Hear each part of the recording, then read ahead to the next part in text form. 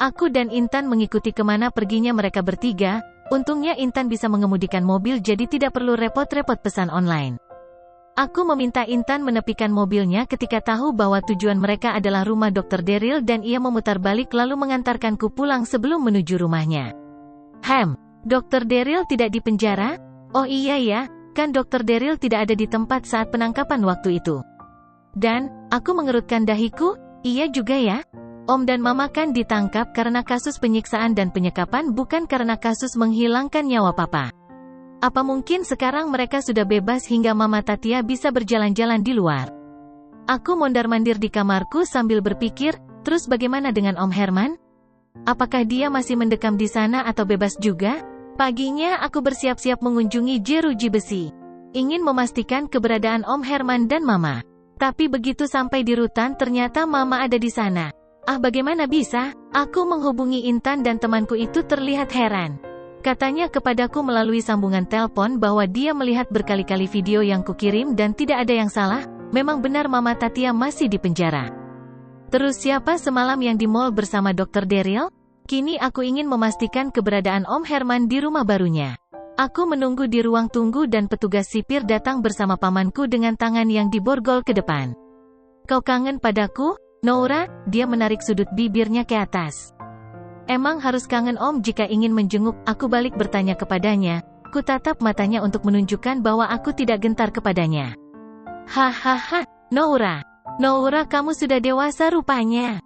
Kau bukan anak kecil lagi. Bagus, sebentar lagi kita akan ketemu di luar, hahaha. Tidak akan, aku akan membuktikan kalau Om dan Mama bersalah. Dan kalian akan dihukum seberat-beratnya. Oh ya, memang kamu bisa tanpa bantuan? Tidak, aku tidak boleh keceplosan, hahaha Noura. Noura, kasihan kamu. Sipir aku tidak mau bertemu dengannya lagi. Om Herman langsung berdiri dan meninggalkanku bersama penjaga. Om Herman terlihat lebih senang padahal di penjara, kenapa bisa begitu? Aku bertemu dengan kakek Sofyan setelah membuktikan keduanya masih di rutan. Aku menceritakan semuanya termasuk bahwa mereka dengan dibantu Dr. Daryl telah bersekongkol melenyapkan Papa. Kakek terkejut dan berjanji akan mengusut dan menjebloskan Om Herman dan Mama Tatia ke penjara. Aku sangat lega mendengarnya, kakek Sofyan memang orang baik. Aku menunggu sebentar karena kakek Sofyan menghubungi pengacara perusahaan agar segera datang ke tempat ini dan memang 10 menit kemudian mereka sudah berada bersama kami. Cepat banget mereka. Wow, kakek Sofyan gersep banget, keren, pokoknya jempol 2 untuknya, itu isi hatiku. Aku tambah sayang dan kagum kepadanya. Kini aku berada di tempat kursus setir mobil anjuran dari Intan. Aku ingin bisa mengemudikan mobilku sendiri. Di rumah banyak mobil tapi tidak satu pun yang bisa aku kemudikan karena belum bisa menyetirnya. Dulu Papa ingin mengajariku namun Mama Tatia melarangnya dengan alasan takut terjadi kecelakaan dan akibatnya aku terluka parah. Mama sayang aku, begitulah katanya, dan tidak mau ada lecet di tubuhku. Akhirnya Papa menyetujui argumen istrinya tersebut. Kini aku tahu alasan Mama itu hanya akal-akalan saja agar kemanapun aku pergi selalu bersamanya dan bisa dalam pengawasannya. Sampai sore aku belajar mengemudi. Hari pertama aku hanya menyimak saja karena aku masih grogi bin dek-dekan. Sungguh pengalaman baru bagiku. Hari ini tanggal merah, aku berencana main ke rumah Mas Isam. Sejak malam itu, seminggu sudah lewat dia tidak pernah chat aku, mungkin sibuk. Kini aku akan mendatanginya dan pastilah ia akan senang dengan kehadiranku. Dengan sedikit berdandan aku berangkat diantar Pak Setu sopir keluarga, aku belum berani menyetir sendiri. Dan tidak lupa membawa kue kesukaan Mas Isam yang sudah kubuat sedari pagi buta dengan umbu cinta spesial. Di dalam mobil senyumku tak lepas dari bibir ini. Aku seperti orang bodoh yang sedang dimabuk cinta dan akan bertemu dengan kekasih hati. Aku bahkan tidak peduli jika Pak Setu berpikiran kalau aku gila. Sampai di rumah keluarga Ilham, aku menyuruh Pak Setu pulang karena pasti nantinya jika pulang Mas Isam akan mengantarku. Aku memencet tombol bel di samping pagar bagian dalam dan tidak berapa lama seseorang berlari-lari menuju ke pintu pagar. Non Noura, sapa Pak Yudi begitu pintu pagar dia buka. Pak Yudi adalah tukang kebun di rumah ini, masuk Non. Jangan panggil aku Non, panggil Noura saja. Kan dulu kita bareng-bareng makan bersama di ruang belakang. Maaf tapi tidak ada tapi-tapian, tukasku dengan cepat memotong pembicaraannya. Apa semua orang di rumah? Iya. Kecuali bapak dan ibu. Mereka ada acara di puncak. Oh gitu, Mang nanti kumpul di belakang ya sama yang lainnya sambil makan-makan, oke? Bi Entin ada kan? Sip, ada kok. Jempol tangan kuacungkan untuknya, aku melangkah ke dalam rumah diikuti Pak Yudi. Rumah tampak sepi, mereka pasti di kamarnya masing-masing. Kuirik jam dinding di ruang tamu, jam 10. Kulangkahkan kaki menuju dapur dan di sana aku bertemu Bi Entin.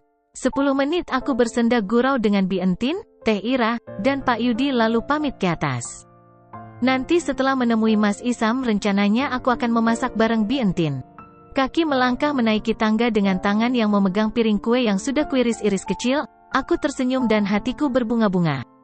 Sampai di ujung tangga terdengar suara anak kecil tertawa-tawa, siapa itu? Aku mengacuhkan suara anak kecil tersebut dan langsung melangkah ke arah kamar kekasihku namun suara bariton yang kuyakini suara Mas Isam terdengar di telinga. Aku menghentikan langkahku dan berbalik. Karena penasaran aku menuju ruang santai untuk menonton TV bersama. Naik lagi sayang, Om belum capek kok? Mas Isam terlihat main kuda-kudaan dengan Raka. Si kecil yang berdiri di samping Mas Isam kembali menaiki punggung kekasihku itu. Raka jangan nak, Om Isamnya capek. Aku menoleh ke wanita yang baru saja berbicara, aku tersenyum tipis. Wanita yang dipanggil Sandra oleh kekasihku saat itu berdiri mengambil tisu di atas meja dan berjalan mendekat ke arah Mas Isam lalu membungkuk di depan kakak sulungnya Amira itu dan... Mataku tak berkedip melihatnya.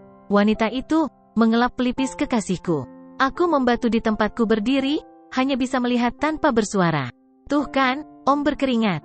Turun Raka, lagian Omnya juga lapar, iya kan Sam? Tangan satunya mengambil biskuit di toples dan menyuapi Mas Isam. Netraku membulat sempurna, tidak percaya dengan penglihatanku sendiri. Bagaikan tersengat listrik, aliran darah di tubuhku seperti bergetar dan mendidih. Tak terasa di ujung netraku terlihat kaca-kaca kristal yang siap meluncur, kakiku mundur selangkah. Sepertinya kehadiranku tidak diinginkan. Kak Noura mau bertemu Kak Isam, suara Amira terdengar menggema di belakangku, aku langsung menundukkan kepala. Pastinya kedua orang dewasa di ruang santai melihat ke arah sini, aku berpura-pura merapikan jilbabku nyatanya aku mengelap air di ujung netra yang hendak jatuh. Aku tidak mau mereka tahu termasuk Amira jika aku menitikkan air mata. Aku langsung berbalik dan menatap Amira, aku mencarimu Amira. Yuk ke kamarmu, dengan berjalan cepat aku mendekati Amira dan melewatinya menuju kamarnya. Aku tidak tahu apakah Mas Isam menghampiri kami atau tidak. Ini untukmu Amira, bukannya kamu suka kue buatanku? Aku menyerahkan piring ke Amira hanya untuk basa-basi saja. Tapi Kak No, Amira arah pandangannya ke belakangku dengan tangan memegang piring. Kau mencariku Noura, aku yang memunggunginya menghela nafas pelan dan mengatur hatiku lalu berbalik dengan berpura-pura tersenyum manis kepadanya. Tidak kok Mas, maaf Om Isam. Aku kemari mau bertemu Amira. Kangen ingin bermain dengannya. Aku sengaja memanggilnya Om, mataku menatap keberadaan wanita tersebut yang telah berdiri di pintu kamar. Noura, maafkan kakak. Kakak di sini, ayo main belca malaka. Bocah lelaki berjalan ke arahku dan menggandeng tangan ini. Dia menarikku keluar kamar Amira. Aku terpaksa mengikutinya. Lagian aku tidak ingin bertatap muka dengan Mas Isam. Kami bermain bersama, sejenak aku melupakan kesedihanku. Raka sudah tertidur di pangkuanku. Mamanya yang sejak tadi duduk di sofa memperhatikan kami berdua, mendekat dan mengambil alih anaknya. Menggendongnya menuju kamar Mas Isam, aku hanya bisa memperhatikannya. Ada rasa getir di hatiku melihatnya. Aku berdiri dan melangkah menuju tangga, dari arah kamar Mas Isam keluarlah lelaki itu. Noura, tunggu, aku berhenti di anak tangga paling atas menunggu dirinya mendekat, kita harus bicara. Aku diam dengan menatapnya, tak satu pun kata-kata keluar dari mulut ini.